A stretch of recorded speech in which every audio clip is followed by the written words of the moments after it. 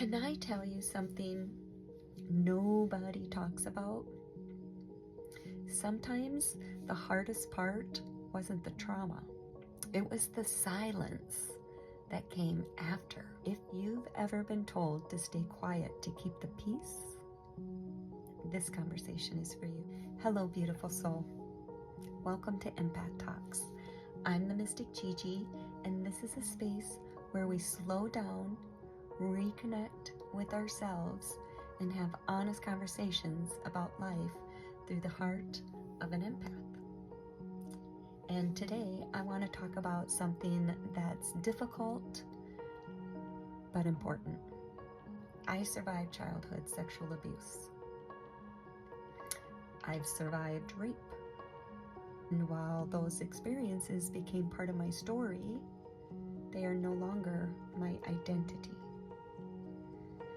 And healing took years. Years of questioning myself, years of wondering if anyone believed me, years of carrying shame that never belonged to me in the first place. And looking back now, I realize I wasn't just healing from what happened to me. I was healing from everything that happened because of it. The way it affected how I trusted people, the way it affected intimacy, the way it shaped relationships with my family, and the way it influenced how I moved through life, even the way I showed up as a mother at times. And not because I didn't love deeply, because I did, and I do, but because trauma has a way of becoming part of the lens through which we experience the world. And I think that's something we don't talk about enough. People often think healing means forgetting or pretending it never happened. But healing isn't forgetting. Healing is learning that what happened no longer gets to decide who you become. For me, that meant learning to trust myself again. Learning that my voice mattered. And learning that boundaries weren't punishment. They were protection. And one of the most painful parts of my journey wasn't only the abuse itself. It was watching how families choose silence, how often people choose comfort over truth, how often the survivor becomes the one who is questioned while everyone else tries to move forward as though nothing happened. That has to change. Protecting someone's reputation should never matter more than protecting someone's heart. Supporting a survivor doesn't require having all the right words. Sometimes it simply means saying, "I believe you." Those 3 words can begin healing years of feeling unseen. For a long time, I felt like I had to explain myself, like I had to prove my story, like somehow my healing depended on other people understanding.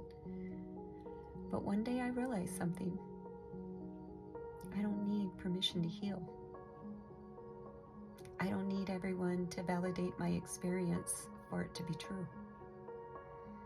I only needed to choose myself. Today, at 55 years old, I can honestly tell you this: healing is possible. And not because we erase the past. Not because the pain didn't matter, because it did. But because little by little, we stop allowing it to define our future. I still have moments. Yes, I do. Healing isn't a straight line. But today, I have peace I never thought was possible. I have boundaries I once felt guilty for setting. I have compassion for the little girl who survived. And I'm incredibly proud of the woman she became. And if you're watching this today and any part of my story feels familiar, I want you to hear this. You are not the shame. I'm going to say that again. You are not the shame. You are not the family secret. You are not too much. You are not broken. You survived. And surviving takes a strength many people will never fully understand. But here's what I hope for you. I hope you don't stop at surviving. I hope you give yourself permission to heal, to laugh again, to trust again, to love again, to feel safe again. Because surviving made you strong, but healing can set you free. If no one has told you lately, I believe you. Your voice matters.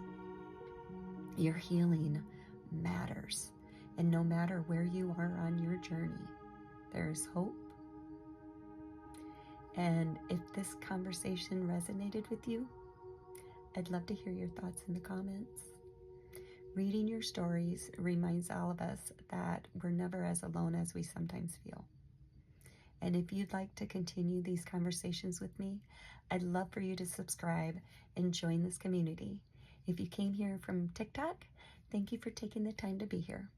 There are many more conversations waiting for you, and I'd be honored to walk alongside you on your healing journey. Until next time, be gentle with yourself. I love you.